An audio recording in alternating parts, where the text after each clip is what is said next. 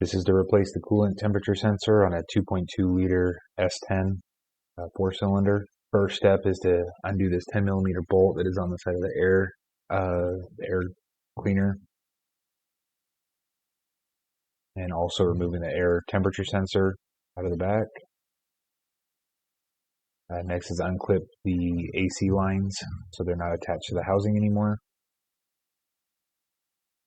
Then undo the clamp that holds the main part to the smaller part of the air intake. Now you should be able to just slide it out like that, pulling everything up. Next is another 10 millimeter bolt. There are usually 3 on each side of the fan shroud. I only have 2, so this is 1 on the bottom, but there's usually a second one. And then the one up here on the top right next to the radiator. You do the same on the other side, the one at the top.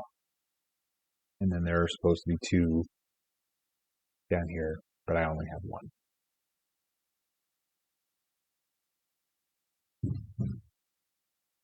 Next is you just pick the upper shroud out after picking up the AC lines like that. Next is to disconnect the rest of the air cleaner from the actual throttle body. Just this one clamp. There is a hose that connects to the valve cover to the back, but you have to undo the clamp that's right there, shown by the arrow. And then there is another 10 millimeter bolt that holds the rest of the assembly to the motor right here. And then it should just slide right off.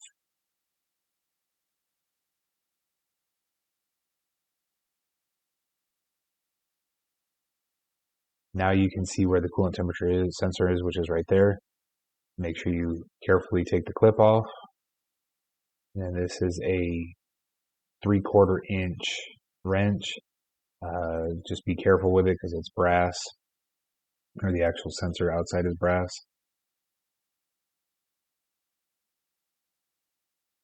You see, pulling this one out, somebody's been in here before and they used PVC pipe stuff on it, and the actual sensor itself is still pretty gnarly. So all we're going to do is clean it, and then the new sensor comes with kind of like a sealant on the threads, so that you should be able to just screw it in. You can see the orange sealer on those threads.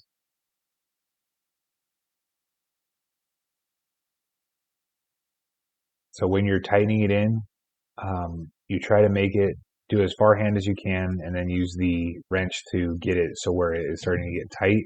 And it's about as much pressure as you can push with one finger on the end of the wrench. As you can see that I'm doing that right now. You don't want to strip it, but you also want it to seal.